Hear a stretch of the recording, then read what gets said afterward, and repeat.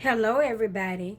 Let me just say this. I'm always talking about how being black is so complicated, and it really is. With the Diddy trial, some people might say, well, that's just him. But you've got him, you've got R. Kelly. So now it looks like, and then we had Suge Knight. So it looks like, oh, all black men, all hip hop and whatever, however they want to say it, music moguls. So the next time a black man rises to power, there will be this thing or this stigma around him. Because with the black community, if one person does it, then all of a sudden that becomes part of our of the stigma. That becomes part of the stereotypes against us because there's already so many. Generally, people look at us all the same. That's why your coworkers at work, that's why they'll go, oh my gosh, you're so, they look surprised because they have been taught that we're all the same. So when you're at work and you blend in and you don't seem to be different, or you have one opinion that's like theirs, they're just like impressed because of the stereotypes against us. In that same manner, people are holding, I said what I said, and it is not. I didn't want to see him. I never want to see anybody go down, especially a black man. But I am not going to side with him just because I didn't want to see him go down. His behavior was inappropriate. Talking about Diddy, he was wrong. He mistreated that girl and he abused her over years and really messed her up in so many ways. I applaud her that, number one, she came forward, because we're talking about voice, right? And it is hard to admit that you have become a victim. Have you ever looked in the dictionary at the word victim? The word victim, literally, it says in the dictionary, somebody who allows themselves. So even the dictionary meaning of victim still in some ways blames the victim. If you have never ever been somebody who misjudged or thought somebody was better than they were, married the wrong person, been cheated on, been disrespected, been hurt. If you have never had that happen, then bravo to you. You probably have never loved either, because you cannot ever be in love without being hurt. You can pretend you haven't been hurt. You can deny that you haven't been hurt, but that would be a lie. Our behavior is shaped. Our behavior is changed based on how we're treated and based on the hurts and the traumas that we go through.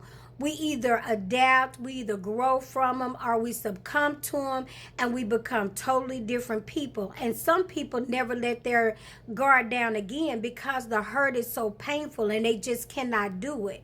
So when you look at people like Cassie, you say, well, why didn't she just do this? And why didn't she just do that? Number one, you've got to understand what it's like to be around somebody in power. People in power are also people of control.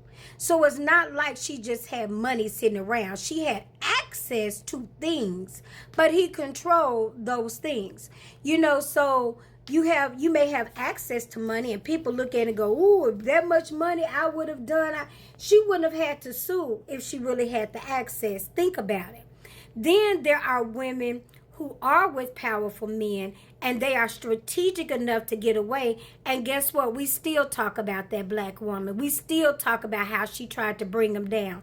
It is so complicated to be black, and it's even more complicated to be the black woman, because no matter what you do, you're never celebrated. If you're quiet and you're the ride or die, then now you're the fool. You know how many people love to look at relationships and say, look at her. She don't want to leave. She'll never walk out. She's this, she's that. Look at Love and Hip Hop, Rashida. People giving Rashida all kind of crap because she's still with her husband. That's a whole different thing. That's between a husband and a wife. Some of you heifers have never even been wifed, won't be wifed, because you're not wife material. Honey, I said what I said. I told you this is Candid with Kim, and I'm going to say it, and I will say what people won't say. Yeah, I said it. So because you don't understand being a wife, and you don't understand forgiveness and growing in a relationship and building a marriage, because you've never been in covenant and nobody has ever put a ring on you, you've got a lot to say. But that's why you still a side piece, boo. That's why you're still begging to try to get back. That's why nobody wants you like that. That's why they run through you, because you're not wife material. Building anything with anybody is rare. There are a lot of people that like to walk in on stuff, but very few have the tenacity, the capacity, the intelligence, the foresight, the fortitude, the strength to build. That's why Proverbs 31 talks about that woman, because a woman that can build, honey, she's bad. She's able to take, she's able to develop, she's able to pray. It's a lot more, and it is not just what's happening between the sheets. It's that too, but it's the sheets, it's the bed, it's not just the bedroom, it's the boardroom, it's the brain, it's the entire package. And you walking around with 1/4 of a package thinking you just as bad as the woman who is a wife, and you are not. And I said what I said. So if you're a wife, then they talk about you. They say, oh, she won't let go. She's this. She's insecure. No, you're the one that's insecure. If you come forward and say, okay, this is wrong, they talk about you. She's bringing a black man down. When do you take accountability for your actions? We are developing a society that does not do that. I don't care what the relationship is. If it's more than one, then there is blame to place everywhere. And at that point, you have to own it. I'll say it and I'll say it again, because even black men were saying it's gonna come out. It's gonna come out. They had to be strategic about even bringing charges against this man because of his power. Because if he got word about it, there were people that were blackballed in Hollywood because of his mouth and because of his power.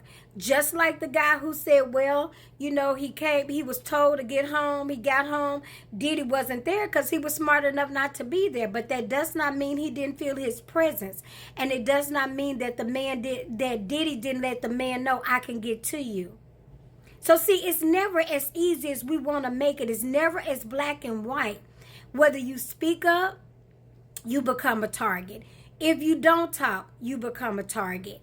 Then if you're not celebrating everything and putting up with everything, now you're an angry black woman. It is so complicated, and that's just within our culture. So imagine how difficult, no, I take that back. So that makes it extremely easy for white America to look over us and to ignore, because they never know which side we're on. So they say, you know what? Let's let them fight among themselves, and they can tear each other down, and we don't have to get in it. I will say it like this. Nobody should have to sacrifice themselves just to make one person be okay. So all of the people who had issues with Diddy, all of the people who say he mistreated them, I hope they all get their civil lawsuit and get their money. That's the very least that he owes them. Because nobody should have to sacrifice their life, their sexuality, their mental state, just so he can remain a mogul. Hell to the no. I said it. Number 2, stop telling people that they need to be quiet when they have been mistreated. Number 3, stop blaming them for being mistreated. It is not by accident, and it can happen to anybody, that you trust somebody in that magnitude. Who wouldn't do it? If your child came to you and said, oh my gosh, I got an opportunity to do this, to do that with this person, the first thing we're going to do is jump on it because we've been praying for the opportunity. We didn't know. You don't know that you're dealing with a monster. But then when you find out, you have a responsibility to speak up. So stop beating up the people that come forth. And stop just believing everything because it's money and saying, oh, this and oh, that. It is too many people. It has been too many people for too many years saying the same thing, reporting the same thing. At some point, we have to look at it and go, wait a minute. Here's some smoke. There must be fire. Not only that, we are not obligated to just go along because he has children. The other people who have been victims, they have families as well. Let's pray for his children, because my prayer is that whatever has gone on, that it does not fall into that next generation. God forbid we have more and more broken brothers and sisters. It's been your girl, Candy with Kim. I said what I said.